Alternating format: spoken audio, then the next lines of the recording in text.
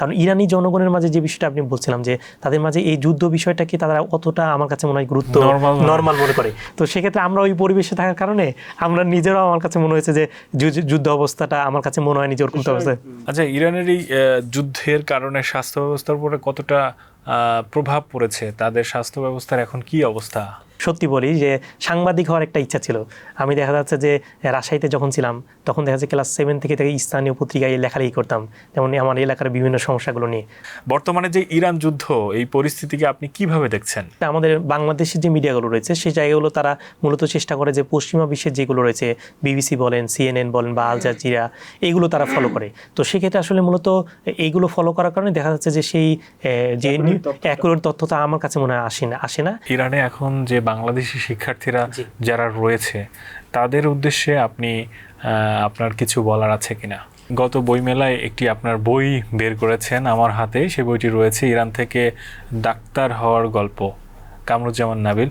এই বইটি আসলে লেখবার পিছনের আসলে ঘটনাটা কি? দর্শক, আপনাদের স্বাগত জানাচ্ছি আমাদের নিয়মিত আয়োজন এক্সপ্রেস টকে। আজকের পর্বের বিষয় ইরান যুদ্ধ ও স্বাস্থ্য ব্যবস্থা। এ নিয়ে আলোচনা করবার জন্য আমাদের আলোচনায় উপস্থিত হয়েছেন ডাক্তার কামরুজ্জামান নাবিল, MBBS। তিনি ইরানের ইস্পাহান মেডিকেল বিশ্ববিদ্যালয় থেকে চিকিৎসায় উচ্চ শিক্ষা সম্পন্ন করেছেন এবং বর্তমানে তিনি ইসলামী ব্যাংক হাসপাতাল রাজশাহীতে কর্মরত রয়েছেন। ইরান যুদ্ধের প্রভাব, সংকটকালীন স্বাস্থ্য ব্যবস্থা এবং চিকিৎসা সেবার চ্যালেঞ্জ এবং একজন চিকিৎসকের দৃষ্টিতে বাস্তব পরিস্থিতি, এ নিয়ে আজ আমরা শুনবো তার অভিজ্ঞতা এবং বিশ্লেষণ। চলুন তাহলে শুরু করা যাক। ডাক্তার কামরুজ্জামান নাবিল, কেমন আছেন? আলহামদুলিল্লাহ ভালো আছি, আপনি ভালো আছেন? আমি ভালো আছি। আমাদের স্টুডিওতে উপস্থিত হওয়ার জন্য আপনাকে অসংখ্য ধন্যবাদ। আমরা আপনার কাছে থেকে জানতে চাইবো যে বর্তমানে যে ইরান যুদ্ধ, এই পরিস্থিতিকে আপনি কিভাবে দেখছেন? তো প্রথমে যে বিষয়টি বলবো সেটা হচ্ছে যে ইরানের আজকে যে যুদ্ধটা চলছে সেটি আসলে একটা দীর্ঘমেয়াদী ছায়া যুদ্ধের একটা অবস্থা আমরা এখন দেখছি। এবং আমরা দেখেছি যে যখন ফিলিস্তিন এবং ইসরায়েলের মাঝে যে যুদ্ধটা হয়েছে সেই যুদ্ধটা আসলে মূলত এই মধ্যপ্রাচ্যের যে অবস্থা সেটির জন্য আমি মনে করি যে অনেকটাই দায়ী। কারণ মুসলিম বিশ্বের যদি ফিলিস্তিন একটি মানে বলা যায় যে ধর্মীয় দিক থেকে একটি গুরুত্বপূর্ণ একটি জায়গা মুসলিমদের, এবং সেই হিসাবে ইসরায়েল যখন নিয়মিত প্রত্যেক বছরই দেখা যাচ্ছে নিয়মিত হামলা করছিল ইসরায়েলে ফিলিস্তিনে, এবং সেই হামলার ফলশ্রুতিতে দেখা যাচ্ছে যে মধ্যপ্রাচ্যের অন্যান্য মুসলিম দেশগুলোর চাইতে ইরান কিন্তু সেটা জবাব দিয়েছে। তো সেই হিসাবে আসলে অতীতে যে ইসরায়েল যখন ফিলিস্তিনে এবার বলা যায় যে একটু বড় ধরনের হামলা করলো এবং তার মাধ্যমে দেখা যাচ্ছে যে ফিলিস্তিনটা অনেকটাই বলা যায় নিশ্চিহ্ন করে দিল। তো সেই হিসাবে আসলে ইরান চেষ্টা করেছিল যে আসলে বিভিন্নভাবে সিরিয়া থেকে লেবাননের হিজবুল্লাহর মাধ্যমে, তারপর দেখা যাচ্ছে ইয়ামান থেকে এই ফিলিস্তিন হামলার জবাবটা দেওয়ার জন্য চেষ্টা করেছিল।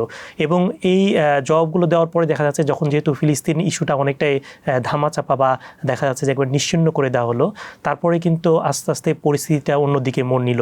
এবং আমরা দেখেছি যে 2020 সালে যখন জেনারেল কাসেম সোলাইমানিকে হত্যা করা হলো ইরাকে, সে সময় কিন্তু ইটের হামলার জবাবে ইরাকে হামলা করেছে মার্কিন ঘাঁটিগুলোতে।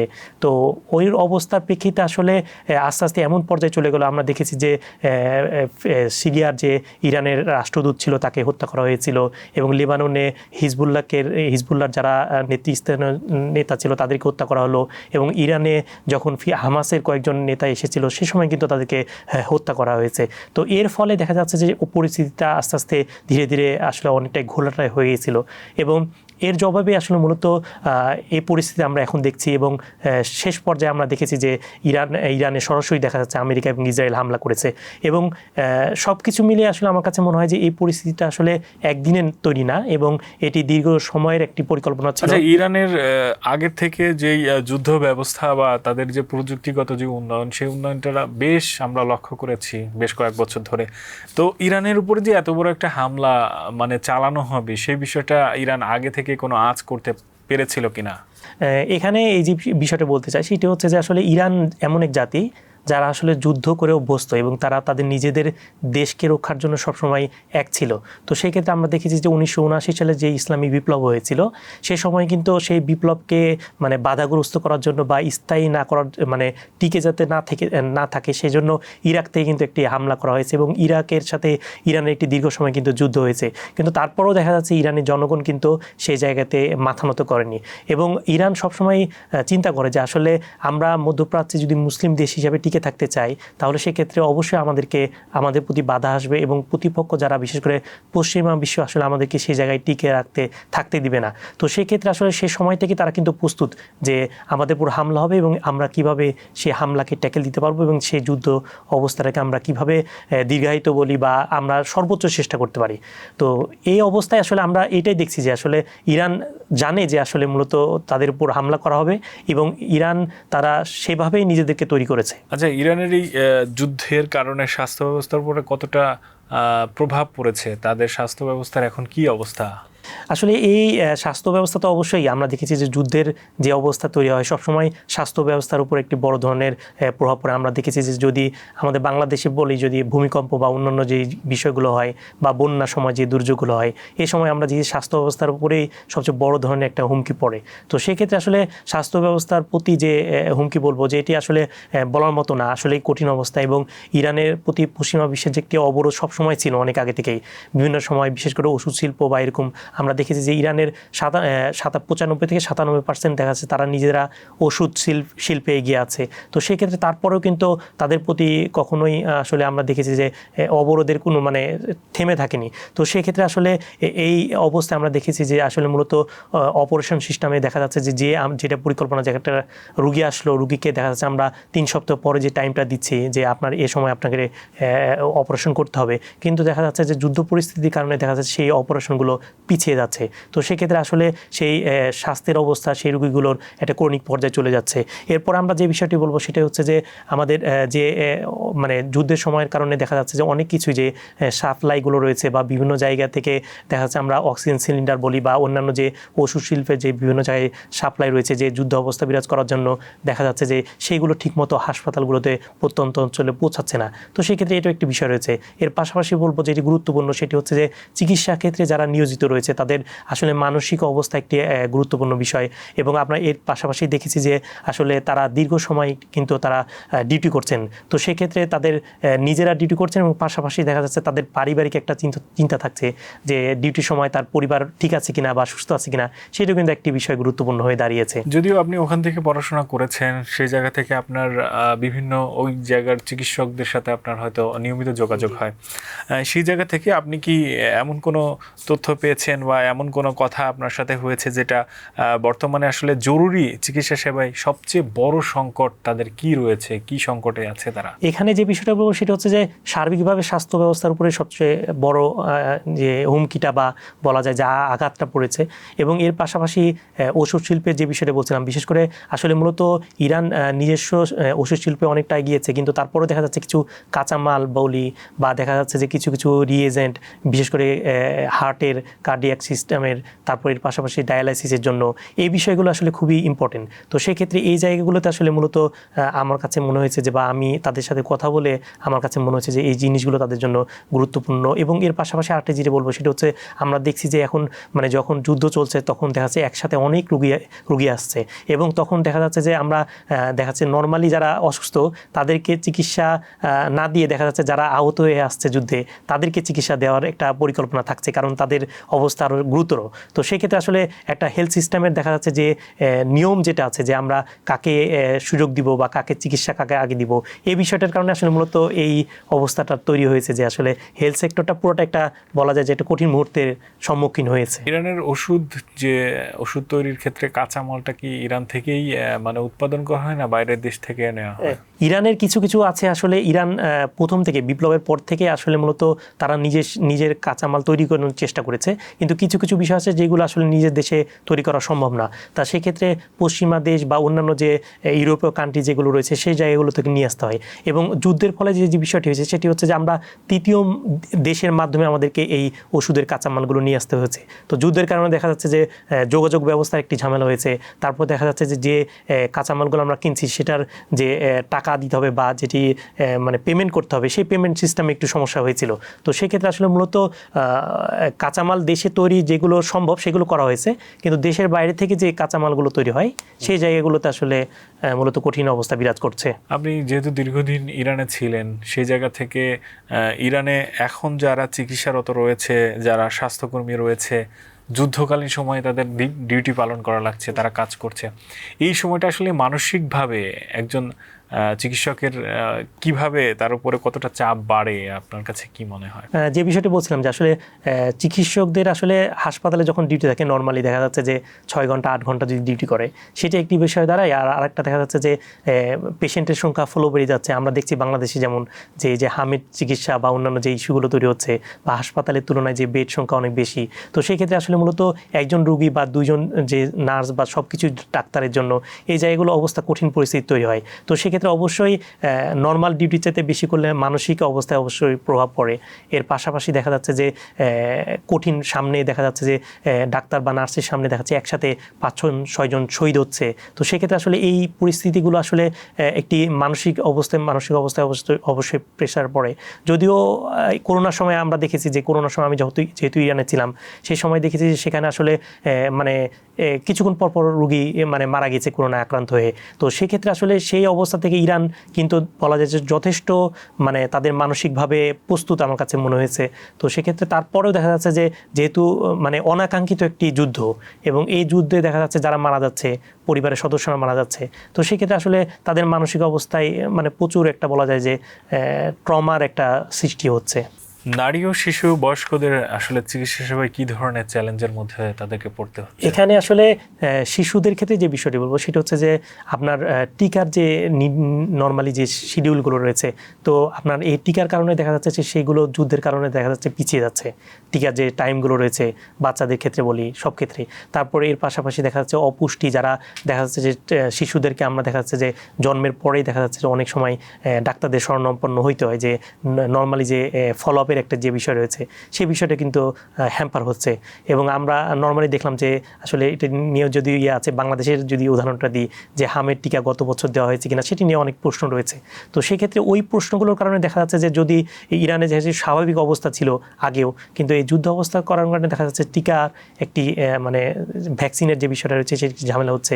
এর পাশাপাশি নারীর যে বিষয়টি আপনি বলছিলেন যে নারীদের ক্ষেত্রে দেখা যাচ্ছে যে যাদের গর্ভ অবস্থা থাকে তাদের দেখা যাচ্ছে একটি নর্মালি চেক আপের একটা বিষয় থাকে এবং দেখা যাচ্ছে তাদের সিজারের একটি বিষয় থাকে। তো সেক্ষেত্রে প্রত্যন্ত অঞ্চলে বিশেষ করে দেখা যাচ্ছে যাতায়াত ব্যবস্থা কেমন হচ্ছে বা একটা তাদের নিজেদের মাঝে একটা মানসিক প্রেশার থাকে যে আসলে অ্যাম্বুলেন্সে যাব, তো সেক্ষেত্রে যাত্রাপথে হামলা হবে কিনা সেই বিষয়টি কিন্তু তাদের থাকে। তো সেক্ষেত্রে নারীদের ক্ষেত্রেও আপনার হচ্ছে একটি বলা যায় যে কঠিন অবস্থা। এর পাশাপাশি বয়স্কদের ক্ষেত্রেও যদি বলি তাহলে দেখবো যে যারা বিশেষ করে কার্ডিয়াক মানে হার্টের এবং দেখা যাচ্ছে অন্যান্য যে কিডনি ডায়ালাইসিসের জন্য যারা নিয়মিত ট্রিটমেন্ট নিয়ে থাকেন তাদেরও কিন্তু এই বিষয়গুলো আসলে যুদ্ধের কারণে তাদের শারীরিক অবস্থার প্রভাব পড়ছে।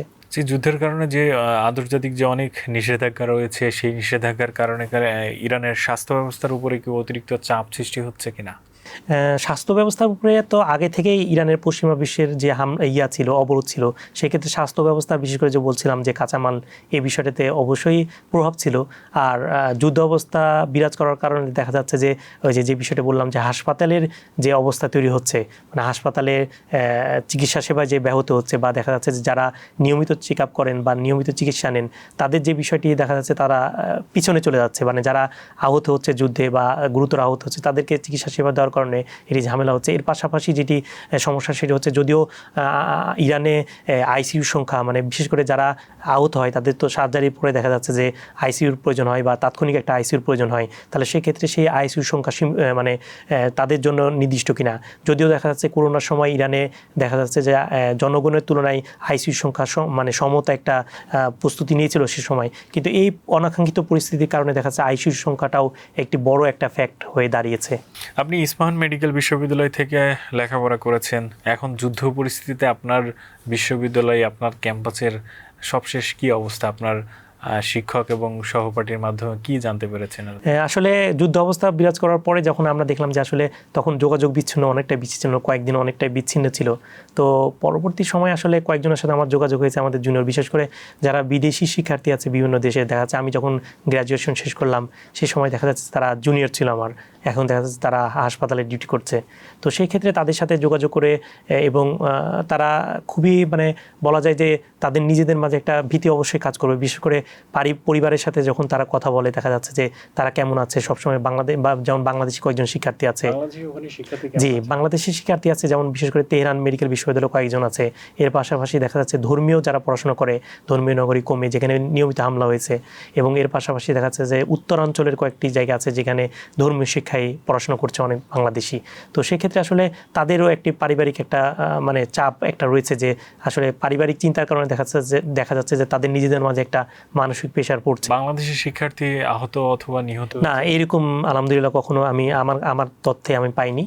আর পরবর্তীতে যুদ্ধ যেহেতু কিছুটা একটু কমে গেছে বলা যায়, যে মাঝে মাঝে যদিও এটা হামলার আশঙ্কা করা হচ্ছে বা ফিউচারের জন্য হামলা হতে পারে এরকম মনে হচ্ছে, কিন্তু তারপরেও পরবর্তীতে দেখা যাচ্ছে যুদ্ধের মাঝখানে দেখা যাচ্ছে বাংলাদেশি যারা রয়েছে তাদেরকে কিছু সংখ্যক বাংলাদেশিদেরকে বাংলাদেশ সরকার দেখা যাচ্ছে তাদেরকে নিয়ে এসেছে বাংলাদেশে বেড়াতে। আপনি একজন বাংলাদেশি মেডিকেল শিক্ষার্থী হিসেবে ইরানে আপনার অভিজ্ঞতা কেমন ছিল? ইরানের আসলে বলা যায় যে দীর্ঘ একটি পথ চলা ছিল আমার।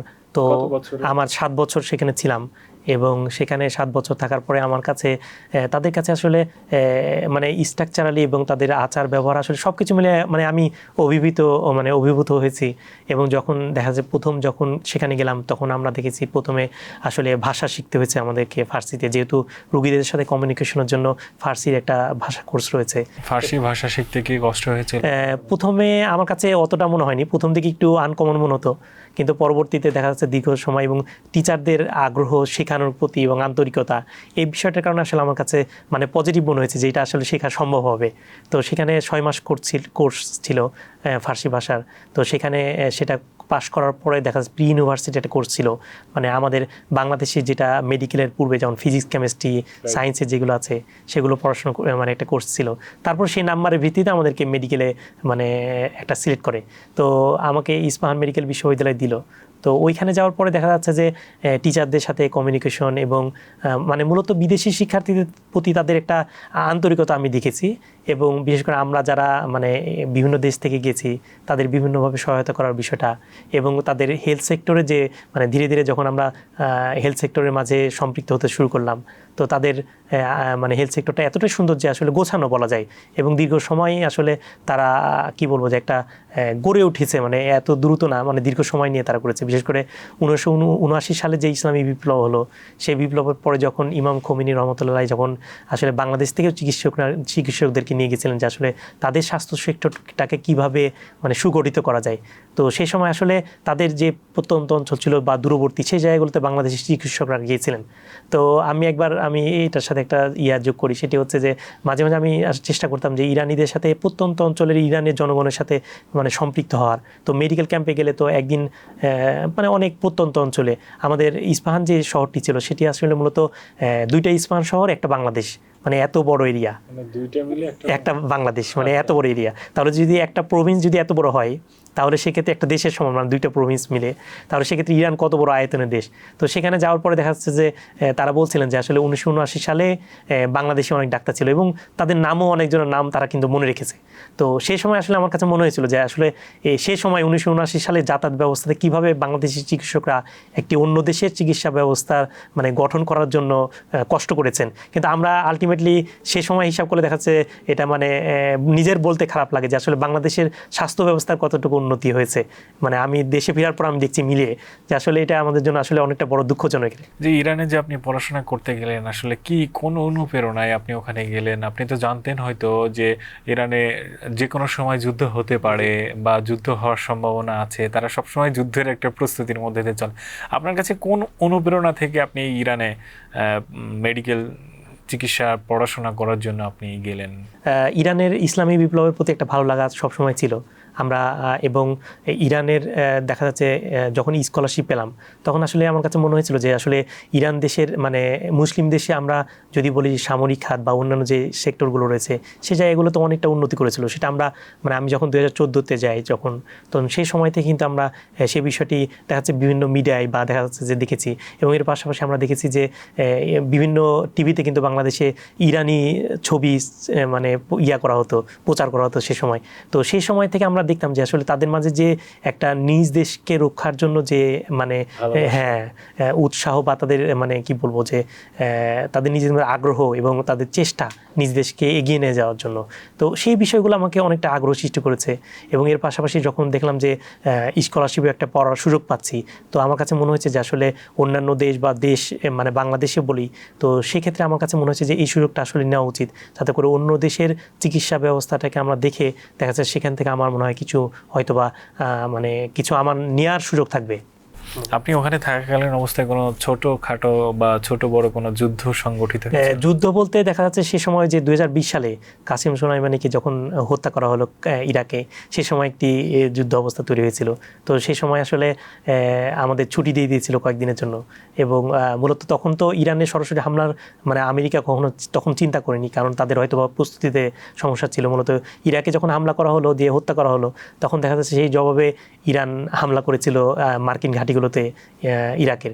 তো এতটুকুই সীমাবদ্ধ ছিল, এবং তখনও মানে আমরা আপনার ইয়েটা কি ছিল যে ওই সময় যুদ্ধ হতে পারে বা হচ্ছে শুরু হতে পারে এরকম কি কোনো? এটা আসলে মূলত আমার কাছে পার্সোনালি আমি যদি বলি যে আসলে ওখানে আমরা যারা ইরানিদের সাথে ছিলাম, কারণ ইরানি জনগণের মাঝে যে বিষয়টা আপনি বলছিলাম যে তাদের মাঝে এই যুদ্ধ বিষয়টাকে তারা অতটা আমার কাছে মনে হয় গুরুত্ব নর্মাল মনে করে। তো সেক্ষেত্রে আমরা ওই পরিবেশে থাকার কারণে আমরা নিজেরাও, আমার কাছে মনে হয়েছে যে যুদ্ধ অবস্থাটা আমার কাছে মনে হয়নি যে ওরকম অবস্থায়। বাংলাদেশ থেকে আপনার ফ্যামিলির লোকজন আসলে অনেকটা চিন্তিত ছিল কিনা আপনাদের জি, সাথে?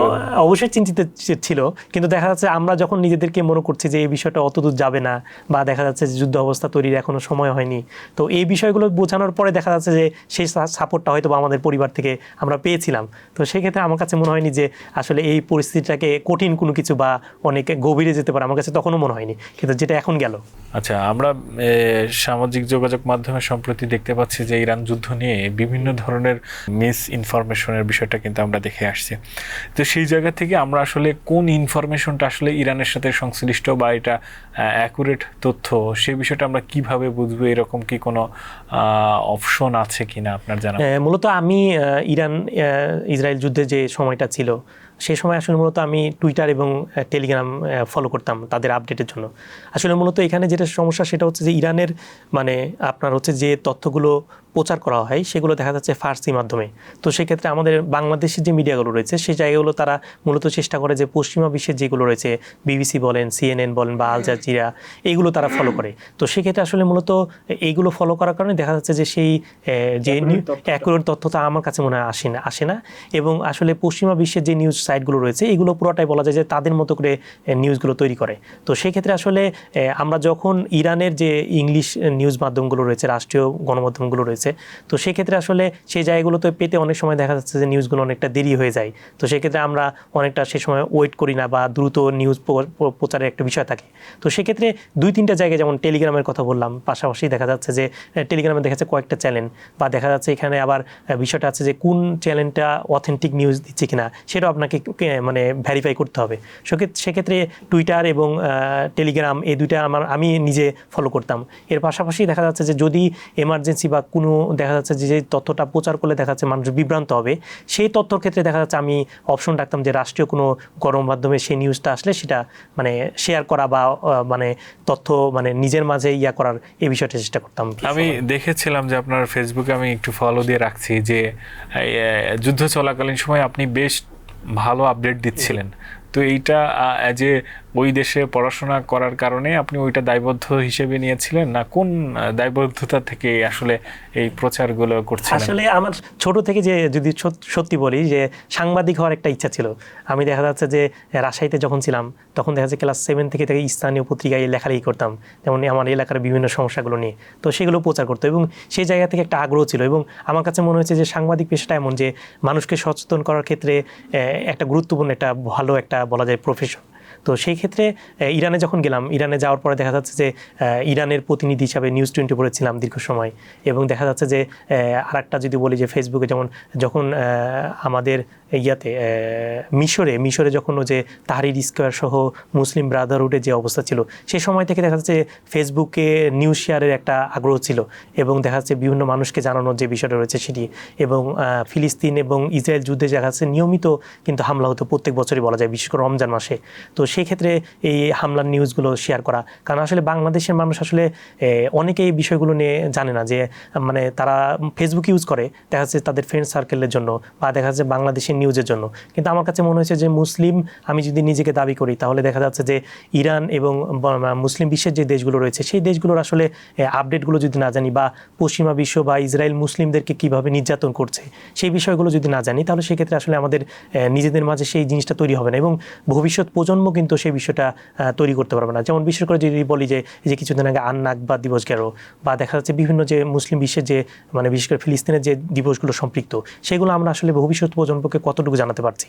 তো সেই ক্ষেত্রে দেখা যাচ্ছে ফেসবুকে শেয়ার করলে দেখা যাচ্ছে কোনো অভিভাবক যদি দেখেন, তাহলে তার সন্তানকে দেখা যাচ্ছে ছোটো থেকেই মানুষ করতে পারবে বা জানাতে পারবে এই বিষয়গুলো। তাহলে সেই ক্ষেত্রে দেখা যাচ্ছে যে অন্যান্য মাধ্যম দেখা যাচ্ছে কয়েকজন নিউজ মাধ্যম দেখছে, তো সেই ক্ষেত্রে মুসলিম বিশ্বের যে নিউজগুলো আসে আমার কাছে মনে হয় যে এগুলো আমাদের বাংলাদেশের নিউজ সাইট বা অন্যান্য জায়গায় খুব কম আসে। তো আপনার কাছে কি মনে হয় যে আপনি এরকম কখনো হয়েছে কিনা আপনার সাথে যে যুদ্ধের আপডেট জানাতে বাংলাদেশে বিভিন্ন গণমাধ্যম কর্মীরা আপনার সাথে নিয়মিত যোগাযোগ করছে, জানার জন্য চেষ্টা করছে? জি, এবং এটার ক্ষেত্রে বলবো সেটা হচ্ছে যে যখন করোনার অবস্থা তৈরি হলো, সে সময় হচ্ছে আসলে করোনার সময় মূলত আমি আপডেট দেওয়া শুরু করি, এবং করোনার সময় মূলত বিভিন্ন নিউজ মাধ্যমের সাথে যোগাযোগ হয়। এবং বিশেষ করে রিসেন্টলি যে যুদ্ধটা হচ্ছে সেই সময় কিন্তু আসলে কয়েকটি গণমাধ্যম থেকে যোগাযোগ হয়েছে সবসময়। বিশেষ করে আমি বাংলাদেশে ছিলাম, কয়েকবার যুক্ত হয়েছি, যেমন বাংলা ভিশনে যে সরাসরি টকশোতে জয়েন করেছিলাম। তো সেক্ষেত্রে বাংলাদেশি কেউ আছে কিনা সেটি নিয়ে অনেকেই জানতে চেয়েছিলেন।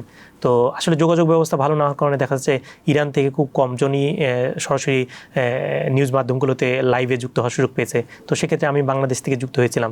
তো সেক্ষেত্রে আসলে সবসময় আসলে মুসলিম বিশ্বের প্রধান একটি দেশ হওয়ার কারণে ইরান সামরিক অবস্থায় বা সব কিছু মিলে আসলে আমাদের বাংলাদেশের মিডিয়াগুলো মানে বলা যায় যে ইরানের প্রতি একটা নিউজ প্রচারের একটা বিষয়ে গুরুত্ব দিয়ে থাকে, অনেকটা আগ্রহ দিয়ে থাকে। জি, যুদ্ধকালীন সময় আসলে সাধারণ মানুষদের মধ্যে স্বাস্থ্য সচেতনতা কতটুকু রাখা প্রয়োজন? এখানে আসলে যুদ্ধ অবস্থা থেকে আসলে অনেক কিছু শেখার আছে। বিশেষ করে আলহামদুলিল্লাহ যে আমাদের বাংলাদেশে আসলে মূলত এরকম যুদ্ধ অবস্থা আমরা তৈরি হয়নি, আশা করি হবে না। কিন্তু দেখা যাচ্ছে যে আমার কাছে মনে হয় যে বাংলাদেশে বিভিন্ন দুর্যোগ, বন্যা বলেন বা দেখা যাচ্ছে আল্লাহ না করুক যদি ভূমিকম্প হয়, এই জায়গাগুলো থেকে অনেক আমাদের কিন্তু শেখার আছে। তো সেক্ষেত্রে ইরানের আসলে যুদ্ধ অবস্থা থেকে আমি যদি বলি সেটা হচ্ছে যে আমাদের মানে ইরানিদের জন্য বলি বা বাংলাদেশের জন্য যদি বলি, তাহলে সেক্ষেত্রে দেখা যাচ্ছে আমাদের যে প্রয়োজনীয় যে ওষুধগুলো রয়েছে সেই ওষুধগুলো আসলে আমাদের সংগ্রহে রাখা উচিত। এবং দেখা যাচ্ছে যে আলটিমেটলি দেখা যাচ্ছে হটলাইন চালু করা যেতে পারে। দেখা যাচ্ছে যাদের অসুস্থতার কারণে দেখা যাচ্ছে পরিচিত ডাক্তার যারা সার্কেল আছে তাদের সাথে যোগাযোগ করা। এবং এর পাশাপাশি দেখা যাচ্ছে যে এমার্জেন্সি কোনো অবস্থা তৈরি হলে দেখা যাচ্ছে যে মানে বিভ্রান্ত না হওয়া। আমাদের দেখা যাচ্ছে যে বিভিন্ন মানে সোশ্যাল মিডিয়ার যে কথাটা বলছিলেন যে নিউজগুলো দেখে আমরা অনেক সময় বিভ্রান্ত হয়ে যাই, মানসিক মানে চাপ সৃষ্টি হয়। সেই জায়গাগুলোতে আসলে মানে অস্থির না হওয়া, মানে নিজে থেকে ঠিক রাখা। এবং এর পাশাপাশি বিশেষ করে যারা দীর্ঘ সময় অসুস্থ, বিশেষ করে বয়স্কদের ক্ষেত্রে বা দেখা যাচ্ছে শিশুদের ক্ষেত্রে, এদের মানসিক অবস্থা দেখা যাচ্ছে এই সময় কঠিন অবস্থা একটি তৈরি হতে পারে। তো সেক্ষেত্রে আমরা যারা মধ্যবয়সী আছে বা যারা স্টেবল, তাদের উচিত হবে দেখা যাচ্ছে এই দুই শিশু এবং বয়স্কদেরকে বা নারীদেরকে বা অন্য যে গর্ভবতী বাসায় কেউ থাকে, তাহলে সেক্ষেত্রে তাদেরকে আসলে মানসিক সাপোর্ট দেওয়া। জি, এটা করা যেতে পারে। আপনি তো ওই জায়গাটাতে দীর্ঘ 7 বছর ধরে আপনি অবস্থান করেছিলেন। সেই 7 বছরে আপনার এমন কোনো পরিচিত লোক আছে যে এই যুদ্ধে শহীদ হয়েছেন, মারা গিয়েছেন? তার সাথে আপনার কি কোনো স্মৃতি আছে কিনা? এখানে আসলে এখন পর্যন্ত 23 থেকে 26 জন, যদিও হিসাবটা নাই, অ্যাকুরেট হিসাবটা আমার কাছে জানা নেই। মানে সেক্ষেত্রে 23 থেকে 26 জন মতো স্বাস্থ্যকর্মী শহীদ হয়েছে। তো এখানে আসলে ওভাবে উল্লেখ করা নাই যে আসলে ডাক্তার শহীদ হয়েছেন কিনা, কিন্তু দেখা যাচ্ছে যে কয়েকটা জায়গায় এরকম মর্মান্তিক ঘটনা ঘটেছে যে আসলে যারা স্বাস্থ্যকর্মী রয়েছে তারা অ্যাম্বুলেন্সে করে আহত রোগীদের নিয়ে আসছিল হাসপাতালে চিকিৎসা দেওয়ার জন্য। মাঝপথে দেখা যাচ্ছে যে সেখানে হামলা হয়েছে এবং তারা দেখা যাচ্ছে অসুস্থ আহত রোগী এবং সাথে যারা স্বাস্থ্যকর্মী ছিল তারা শহীদ হয়েছেন। কয়েকটা হাসপাতালে হামলা হয়েছে, সেই জায়গায় অনেকে আহত হয়েছে, গুরুতর আহত হয়েছে। তো সব মিলিয়ে আসলে এখন পর্যন্ত আমার পরিচিতর মাঝে এরকম কোনো মানে ঘটনা ঘটেনি, কিন্তু আসলে স্বাস্থ্য ব্যবস্থার সাথে জড়িত অনেকে এই বিষয়ে মানে শহীদ হয়েছেন এবং গুরুতর আহত হয়েছেন। বাংলাদেশ ও ইরানের যে চিকিৎসা ব্যবস্থা, সেই জায়গার সবচেয়ে বড় পার্থক্যটা কি আপনি মনে করেন? এখানে আসলে আমি 7 বছর যেহেতু ছিলাম ওখানে, আমি চেষ্টা করেছি আসলে যে ইরানের স্বাস্থ্য ব্যবস্থাটা আসলে কেমন। মানে আমি শুধুমাত্র সেখানে 7 বছর পড়াশোনা করব, একাডেমিক পাস করব, চলে আসবো, এই জিনিসটা আমার কাছে মনে হয়নি। আমার কাছে মনে হয়েছে যে আসলে মূলত পড়াশোনার পাশাপাশি তাদের স্বাস্থ্য সেক্টরটা কেমন। এবং দেখা যাচ্ছে যে শুধুমাত্র মেডিকেলে গেলাম, পড়াশোনা করলাম, এর পাশাপাশি সব মিলিয়ে মানে তাদের হাসপাতালের অবস্থাটা কেমন, তাদের মেডিকেল ট্রিটমেন্টগুলো বা বেসরকারি যে হসপিটালগুলো রয়েছে সেখানে রুগীরা কীভাবে সেবা পায় বা ফার্মেসি ফ্যাসিলিটিটা কেমন, এই বিষয়গুলো চেষ্টা করেছি। তো সেক্ষেত্রে আসলে মূল পার্থক্যটা যদি বলি তাহলে দেখব যে সেখানে তাদের পেরিফেরি যে গ্রাম পর্যায়ের যে স্বাস্থ্যসেবা পর্যায়ে রয়েছে সেই জায়গাগুলোতে তারা যথেষ্ট পরিমাণ উন্নতি করেছে এবং সেই জায়গাগুলোতে এমনটাই উন্নতি করেছে যে দেখা যাচ্ছে যে আমাদের মূলত দেখা যাচ্ছে একটি স্বাস্থ্য সেক্টরকে যদি আমি উন্নতি করতে চাই তাহলে দেখা যাচ্ছে নিম্ন লেভেল থেকে আমাকে শুরু করতে হবে। আমরা বাংলাদেশে দেখি যে কোনো কিছু দেখা যাচ্ছে জ্বরের কারণে বা বমির কারণে আমরা সরাসরি দেখা যাচ্ছে সে মানে টার্সিয়ারি হসপিটাল মানে জেলা হাসপাতালে বা বিভাগীয় পর্যায়ে রোগীরা ভর্তি হয়ে থাকে। তো সেক্ষেত্রে আমরা যদি আসলে মূলত পেরিফেরি পর্যায়ের গ্রাম পর্যায়ের যে উপজেলা স্বাস্থ্য কমপ্লেক্সগুলো রয়েছে সেই জায়গাগুলো আমরা যদি শক্তিশালী করতে পারি তাহলে দেখা যাচ্ছে সেই রোগীগুলো উপজেলা পর্যায়ে তারা চিকিৎসা নেবে। তো তাহলে আর টার্সিয়ারি হসপিটালে তাদেরকে আসতে হচ্ছে না। তবে সেক্ষেত্রে একদিকে টার্সিয়ারি হসপিটালে রোগীর সংখ্যা কমবে এবং দেখা যাচ্ছে যারা আলটিমেটলি সেবা দরকার তারাই আসবে। তো সেক্ষেত্রে আসলে টার্সিয়ারি মানে রুট লেভেলের যে রয়েছে স্বাস্থ্য খাত রয়েছে সেগুলো তারা উন্নতি করেছে এবং এই ক্ষেত্রে আমার কাছে বাংলাদেশের যে অবস্থা তাতে মনে হয় যে অনেকটা গ্যাপ আছে। আর এর পাশাপাশি যে বিষয়টা বলবো সেটি হচ্ছে যে ইরানের গবেষণা সেক্টরটা অনেক উন্নতি করেছে এবং তারা মূলত চেষ্টা করে যে ইরানের গবেষণা সেক্টরকে মানে গভীরে নিয়ে যে রোগীর সংখ্যা কীভাবে কমানো যায় বা রোগীদেরকে কীভাবে সচেতন করা যায়। যেমন দেখা যাচ্ছে আমি একটা গবেষণা দেখছিলাম যে আমাদের পড়াশোনা অবস্থায় আমরা দেখছিলাম যে একটা আমাদের ইস্পাহানের পাশে একটি শহরে দেখা যাচ্ছে গ্যাস্ট্রিক ক্যান্সারের পরিমাণটা বেশি।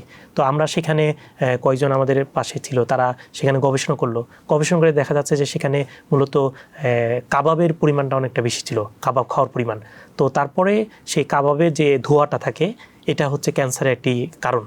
তো তারপরে গবেষণার পরে সেই ফলাফলটা যখন পাওয়া গেল তারপরে দেখা যাচ্ছে সেই গবেষণার ফলাফল পাওয়ার পরে সেখানকার জনগণকে সচেতন করা হলো যে আসলে কাবাবের পরিমাণটা আপনাদেরকে খাওয়ার পরিমাণটা কমিয়ে দিতে হবে। তারপর আলটিমেটলি দেখা যাচ্ছে কয়েক বছরের মাঝে দেখা যাচ্ছে যে ক্যান্সারের নিয়ন্ত্রণে চলে আসলো। বাংলাদেশে তো এরকমটা হয় না যে কোনো সমস্যা সেটা ডাক্তাররা কোনো পরামর্শ দিলেন, অনেক বড় আকারে পাবলিসিটি করলেন, মানুষের মধ্যে সেই সচেতনতা কিন্তু আমরা দেখতে পাই। এবং বাংলাদেশের ক্ষেত্রে যে বিষয়টা বলবো সেটি আসলে আপনি যদি রাস্তাঘাটে যান এবং আমরা যে জিনিসটা খাচ্ছি সেই জিনিসটা আসলে কতটুকু মানে স্বাস্থ্য সম্মত সেই জিনিসটা কিন্তু আমরা জানি না এবং সেই জিনিসটা আমাদেরকে মুখরোচক মনে হচ্ছে বা তারা সেইভাবে আমাদেরকে প্রেজেন্টেশন করছে, তখন আমার কাছে মনে হচ্ছে এটা খেলে মনে হয়তো বা মানে মানসিক একটা প্রশান্তি পাচ্ছি, কিন্তু আলটিমেটলি দেখা যাচ্ছে প্রত্যেকটাই বিষ। এবং বিশেষ করে আপনি দেখবেন যে ঢাকা সহ আশেপাশের যে এলাকাগুলো রয়েছে এই জায়গাগুলো একবার পুরো দূষিত। এখনও বাইরে গেলে কিন্তু দেখবেন যে তাদের যে রেট আছে সেটি কিন্তু স্বাস্থ্যসম্মত না। তো সেক্ষেত্রে সেই বিষয়টা নিয়ে আমাদের মানে এমনটাই আমরা অভ্যস্ত হয়ে গেছি, সেই বিষয়টা নিয়েও কিন্তু প্রচারণা আমরা দেখি না। আপনি যে শহরে ছিলেন সেই শহরের পরিবেশটা কেমন ছিল?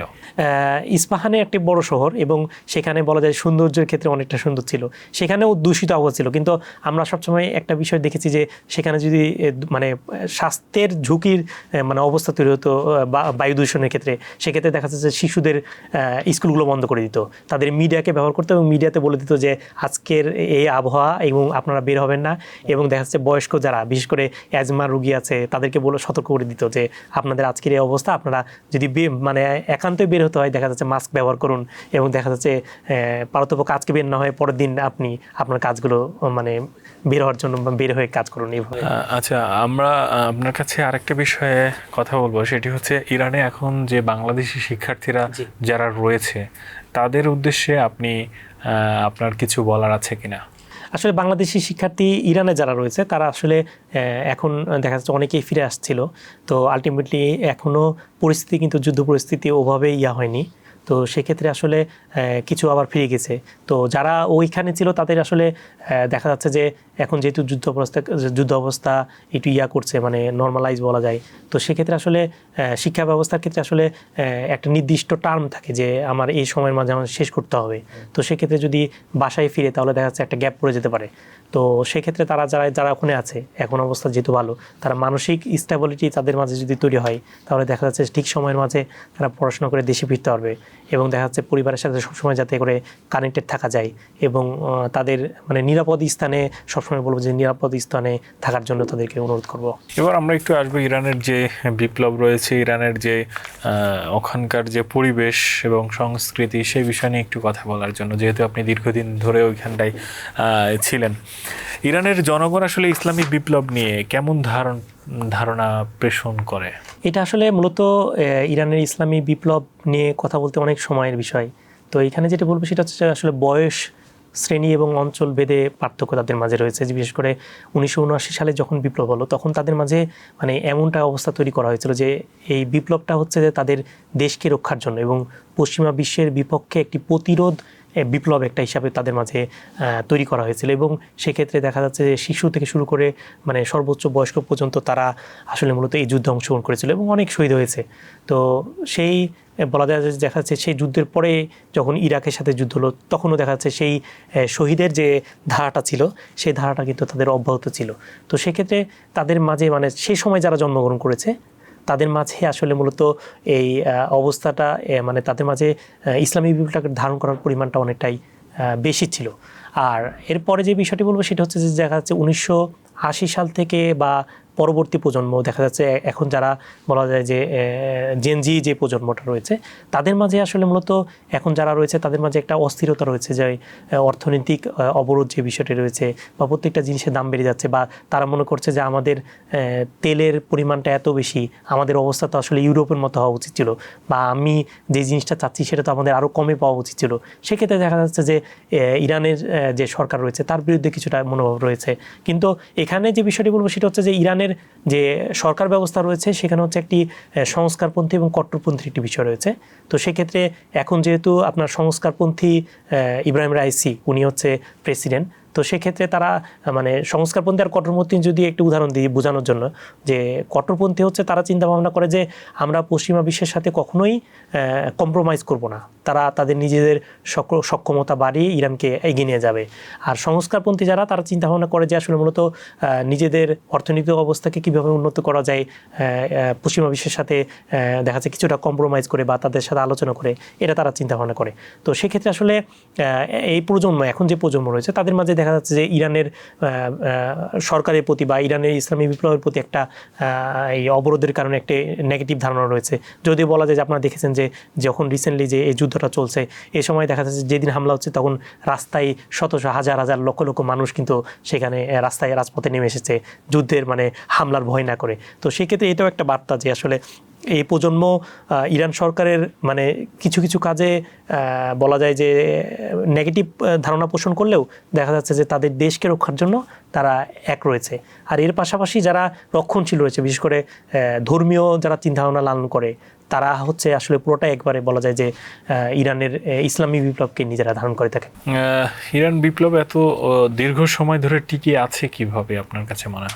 জি, এই প্রশ্নটা আসলে বলবো যে এটা আসলে একটা গভীর একটি প্রশ্ন। এবং ইরানের যে 1979 সালে যে বিপ্লব হয়েছে এবং বিভিন্ন সময় আপনারা পশ্চিমা বিশ্বের যে মিডিয়াগুলো রয়েছে যেমন আমাদের বিভিন্ন সময় বিভিন্ন বিক্ষোভের কারণে দেখা যাচ্ছে তেলের দাম বেড়ে যাচ্ছে বা অন্যান্য কারণে বিভিন্ন সময় বিক্ষোভ হয়েছে, সবাই মনে করেছে যে আসলে হয়তোবা এবার ইসলামী বিপ্লব মানে সরকার হয়তোবা পতন ঘটে যাবে, কিন্তু সেটি কিন্তু ঘটেনি। তো সেক্ষেত্রে এটির পিছনে মূল যে বিষয়টি বলবো সেটি হচ্ছে যে তাদের যে সরকার ব্যবস্থা রয়েছে, তাদের যে বিশেষ করে দেখা যাচ্ছে যে সেই 1979 সালে যে বিপ্লব হয়েছে সেই জায়গা থেকে সেই সময় থেকে যে ধারাটা বয়ে আসছে বা তাদের মাঝে যে লোক তৈরি করা বা দেখা যাচ্ছে যে ইসলামী বিপ্লবকে যারা ধারণ করবে তাদের মাঝে কিভাবে ইসলামী বিপ্লবকে ধারণ করানো যায়, বিশেষ করে শিক্ষা ব্যবস্থার মাধ্যমে। শিক্ষা ব্যবস্থার পুরো একবারে বিপ্লবের পরে দেখা যাচ্ছে পুরোটা চেঞ্জ করা হয়েছিল এবং তাদের মাঝে প্রত্যেকটা জায়গায় ইসলামী বিপ্লবকে করে দেওয়া হয়েছে। এর পাশাপাশি দেখা যাচ্ছে যারা শিশু রয়েছে তাদেরকে দেখা যাচ্ছে যে বিভিন্ন স্কুল এবং কলেজ বা বিশ্ববিদ্যালয় পর্যায় থেকে তারা ইরাক ইরান যুদ্ধের সময় যে স্মরণীয় স্থানগুলো রয়েছে প্রত্যেক বছরে সেখানে সে ফিরিয়েতে দেখা যাচ্ছে সেই জায়গাগুলোতে তাদেরকে নিয়ে যাওয়া হয়, মানে ট্যুরে নিয়ে যাওয়া হয়, যাতে করে তারা নিজেদের মাঝে সেই জিনিসটা উপলব্ধি করে যে আসলে আমরা এই ইসলামী বিপ্লবটা পেয়েছি এত শহীদের বিনিময়ে। তো সেক্ষেত্রে এই জিনিসটা একটি বিষয় রয়েছে। এর পাশাপাশি দেখা যাচ্ছে যে তাদের মাঝে সাংস্কৃতিক বিপ্লব, এই জিনিসটা খুবই ইম্পর্টেন্ট যে তারা নিজেরা তাদের বিপ্লবকে টিকে রাখার জন্য বিভিন্ন মিডিয়ায় বা বলা যায় যে বিশেষ করে সিনেমা সহ নাটক এই ব্যবস্থাগুলোতে পুরোটাই একবারে চেঞ্জ করে দিয়েছে ইসলামী বিপ্লব পূর্বে যেটা ছিল। এবং যখন আমি কোনো টিভিতে দেখবো তখন তাদের মাঝে দেখা যাচ্ছে যে ইসলামী বিপ্লবের যে চিন্তাধারা সেই চিন্তাধারাটা কীভাবে সাধারণ জনগণের মাঝে মানে প্রভাবিত করা যায় এবং এর পাশাপাশি দেখা যাচ্ছে যে রুট লেভেলের জনগণের মাঝে কীভাবে প্রচার প্রচারণা করা যায়, এবং সব মিলিয়ে আসলে সাধারণ জনগণ এবং প্রত্যেকটা জনগণকে কীভাবে প্রত্যেকটা জায়গায় ইসলামী বিপ্লবের একটি চেতনা তাদের মাঝে থাকে সেই বিষয়টি কিন্তু চেষ্টা করা হয়েছে। এর পাশাপাশি দেখা যাচ্ছে বিপ্লবকে টিকিয়ে রাখার জন্য মিলিটারি যে গ্রুপগুলো রয়েছে সেই জায়গাগুলোতে যাতে করে কু না হয় সেই জায়গাগুলোতে কিন্তু তাদের মানে নিজেরা সক্ষমতা অর্জন করে। যার মানে বলা যেতে পারে যে ইরান আসলে এই বিপ্লবকে টিকিয়ে রেখেছে সবাই মানে এককভাবে এক জায়গায় একভূত থেকে আর কি না। ইরান নিয়ে একটি পজিটিভ এবং একটি নেগেটিভ দিক আপনি একটু যদি বলতেন। ইরান আসলে মূলত যদি পজিটিভ দিক বলি যে একটা হচ্ছে যে তাদের মাঝে একতা রয়েছে, নিজের দেশের স্বাধীনতা এবং সার্বভৌমত্ব রক্ষার জন্য তারা সবাই একেবারে বলা যায়। এর পাশাপাশি দেখা যাচ্ছে তারা অনেক আন্তরিক মানে বলা যায় যে তাদের এতটাই ভদ্রতা, মানে আমি নিজেকে যখন বাংলাদেশে আসলাম তখন আমার কাছে মনে হয় যে পরিবেশের সাথে দেখুন এত ভদ্র হলে আসলে চলা কঠিন আমার কাছে মনে হয়েছে। তো সেক্ষেত্রে মাঝে মাঝে দেখা যাচ্ছে যে বিশেষ করে একটা উদাহরণ যদি দিই যে হাসপাতালে বা কোথাও যখন যাই তখন দেখা যাচ্ছে যে আমরা একটা সিরিয়াল লাইন করি, কিন্তু দেখা যাচ্ছে লাইনে দাঁড়িয়ে আছি আমি 1 ঘন্টা হয়ে যাচ্ছে, কিন্তু দেখা যাচ্ছে আমার পিছন থেকে এসে আমার ওভারটেক করে চলে যাচ্ছে। এটা মানে এতটাই অভদ্রতা। এবং দেখা যাচ্ছে যে আমরা যদি ট্রেনে যাওয়ার পরে বা বাসে যাচ্ছি দেখা যাচ্ছে সামনের সিটে একজন বসে আছে, সে দেখা যাচ্ছে জানলা দিয়ে থুতু ফেলছে এবং সে চিন্তাও করে না যে পিছনে আরেকজন হয়তো বা জানলার পাশে দেখা যাচ্ছে সে বসে আছে এবং সে থুতুটা দেখা যাচ্ছে তার পেছনের যাত্রীর মাঝে হচ্ছে। এটা ছোট ছোট বিষয়, কিন্তু তাদের মাঝে যে মানে ব্যবহার এবং আচার এই বিষয়গুলো আসলে আমার কাছে ভালো লেগেছে। নেগেটিভ দিকটা যদি বলি সেটা হচ্ছে যে তাদের মাঝে আসলে অল্পে তুষ্টি যে বিষয়টা থাকে সেই জিনিসটা নাই, যদিও এটার কারণ রয়েছে অনেক, যে দেখা যাচ্ছে যে অর্থনৈতিক অবস্থার কারণে দেখা যাচ্ছে যে আপনার তাদের মাঝে এই জিনিসটা মানে তারা চিন্তা ভাবনা করে যে বিষয়টা বলছিলাম যে আমরা যেহেতু আমাদের তেল আছে, তেলের টাকা আছে, তো সেক্ষেত্রে আমরা কেন অন্যান্য দেশের উন্নত দেশের মতো আমরা কেন এই জিনিসগুলো সরাসরি পাবো না বা দেখা যাচ্ছে যে কম টাকায় পাবো না, এই বিষয়টা তাদের মাঝে আছে। যেমন আমাদের স্টুডেন্ট যারা ছিল, আমার ফ্রেন্ড যারা ছিল, তাদের পরিবারে দেখা যাচ্ছে 3টা গাড়ি, দেখা যাচ্ছে যে স্টুডেন্ট তারও একটা গাড়ি আছে, তার বাবার একটা আছে, তার মায়েরও একটা গাড়ি আছে। তো সেই ক্ষেত্রে দেখা যাচ্ছে যখন অর্থনৈতিক অবস্থা খারাপের দিকে যাচ্ছে তখন দেখা যাচ্ছে সেই ক্ষেত্রে যে একটা ভালো ব্র্যান্ডের যে একটা গাড়ি কেনার কথা সেই ব্র্যান্ড না কিনে একটু নর্মাল তাদেরকে কিনতে হচ্ছে। সেক্ষেত্রে তাদের মাঝে এই জিনিসটা আমার কাছে মনে হয়েছে যে অনেকটা নেগেটিভ, যদিও তাদের এই যুক্তি আছে কিন্তু আমার কাছে তারপর নেগেটিভ মনে হয়েছে। ইরান যুদ্ধের ভিতরে অনেক জায়গায় নির্দিষ্টভাবে ইসরায়েল হামলা চালায়, সেটা কিভাবে সম্ভব হলো? এখানে আসলে ইরান কয়েক মাস আগে যে হামলাটা হয়েছিল আপনারা দেখেছেন যে ইরানের ইয়ার সিস্টেমটা বলা যায় যে অনেকটাই হামলা করে একটা বাজে অবস্থা তৈরি হয়েছিল। এবং ইরান আসলে মূলত যে জায়গাগুলোতে, বিশেষ করে আমি যদি বলি পারমাণবিক যে কেন্দ্রগুলো রয়েছে সেই জায়গাগুলোর যে ইয়ার সিস্টেম রয়েছে, প্রথমত নর্মালি ইরাক এবং আশেপাশের যে দেশগুলো রয়েছে বিশেষ করে আরব আমিরাত, এই জায়গাগুলো থেকে মূলত ড্রোন হামলা চালানো হয়েছে, মানে এবং দূর ইসরায়েল থেকেও করা হয়েছে, কিন্তু এই জায়গাগুলোতে যে ঘাঁটিগুলো রয়েছে সেই জায়গাগুলোতে থেকে হামলা চালানো হয়েছে। এবং তারা মূলত প্রথমত যে চেষ্টাটা করেছে সেটি হচ্ছে যে পারমাণবিক কেন্দ্র বা ওই কেন্দ্রগুলোতে যে সিস্টেমগুলো রয়েছে মানে ইয়ার সিস্টেম রয়েছে সেই জায়গাগুলোতে আগে নির্দিষ্ট যখন প্রথমে একটা ড্রোন গেছে, তারপর সেই হামলাগুলো ড্রোন যখন সেটা ধ্বংস করা হয়েছে ড্রোনটা, তখন তারা নির্দিষ্ট করেছে যে আসলে এই জায়গাতে স্পেসিফিকভাবে এই প্রতিরক্ষা ব্যবস্থার একটা ইয়ার রয়েছে। তো তখন দেখা যাচ্ছে সেই জায়গাতে মূলত সেকেন্ড যখন ড্রোনটা পাঠায় তখন হামলা করেছে। তো তখন দেখা যাচ্ছে যে সেই জায়গাটা যখন ধ্বংস করা হচ্ছে তখন দেখা যাচ্ছে থার্ড যে ড্রোনটা আসছে সেই ড্রোনটা যে আসলে মূল লক্ষ্যবস্তুতে হামলা করতে পারছে, এটা একটা বিষয় রয়েছে। আর ইরানের মিত্র রাশিয়া এবং চীন এই যুদ্ধে আসলে তাদেরকে কিভাবে সহযোগিতা করেছে বলে আপনি মনে করেন? এইটা আসলে মূলত রাশিয়া এবং চীনের সাথে দীর্ঘ একটি মানে তাদের ইরানের একটা চুক্তি হয়েছে। এখানে রাশিয়ার ক্ষেত্রে যেটি বলবো সেটি হচ্ছে যে মূলত রাশিয়া বিশেষ করে প্রতিরক্ষা ব্যবস্থা এবং তাদের বিভিন্ন গোয়েন্দা সংস্থার রিপোর্ট, বিশেষ করে আপনারা দেখেছেন যে মধ্যপ্রাচ্যে নির্দিষ্টভাবে কিছু কিছু দেশে কিন্তু ইরান হামলা চালিয়েছে। তো সেটা আসলে কিভাবে সম্ভব হলো, সেক্ষেত্রে এই জায়গাতে আসলে রাশিয়ার চেষ্টা করেছে এবং বিশেষ করে জাতিসংঘ সহ অন্যান্য যে জায়গাগুলো রয়েছে সে জায়গাগুলোতে তারা ইরানকে সাপোর্ট দিয়েছে পরোক্ষভাবে। দেখা যাচ্ছে যে এই যুদ্ধটা আসলে বন্ধ করা উচিত বা শান্তির জন্য আমাদেরকে এগিয়ে আসা উচিত। তাদের কি স্বার্থ রয়েছে এখানে? আসলে মূলত যেহেতু আমেরিকা এবং রাশিয়া বা চীন দেখা যাচ্ছে একটা প্রতিপক্ষ মনে করে নিজেদেরকে, তো সেক্ষেত্রে আসলে রাশিয়া চেষ্টা করেছে যে তাদের ইরান যদি থাকে তাহলে দেখা যাচ্ছে মিডল ইস্টের একটা বিষয় রয়েছে, মানে মিডল ইস্টটা তাদের হাতে থাকবে বা তাদের একটা আন্তরিকতা সম্পর্ক আছে, সেক্ষেত্রে তেলের একটা যোগানদাতা বা যেটি বলি এটা একটা বিষয় রয়েছে। আর চীনের যে বিষয়টা বলছিলাম যে চীন অর্থনৈতিকভাবে যেহেতু ইরান থেকে তেল কিনেছে সেক্ষেত্রে পুরোটাই দেখা যাচ্ছে চীন সাপোর্ট দিয়েছে অর্থনৈতিকভাবে এই ক্ষেত্রে। আর এর পাশাপাশি দেখা যাচ্ছে যে তারাও কিন্তু জাতিসংঘ সঙ্গে অন্যান্য যে জায়গাগুলো রয়েছে সেই জায়গাগুলোতে যুদ্ধ বন্ধের জন্য তারা নিজেরা চেষ্টা করেছে। আচ্ছা, ইরান কিভাবে বিজ্ঞান এবং প্রযুক্তিতে এগিয়ে যাচ্ছে বা এগিয়েছে বলে আপনি মনে করেন? ইরানের আসলে যে 1979 সালে যে বিপ্লবটা বললাম তারা আসলে পরিকল্পনা মাফিক আগিয়েছে এবং তারা এই অবস্থায় আসার পেছনে আমার কাছে মনে হচ্ছে জনগণের একটা আকাঙ্ক্ষা ছিল।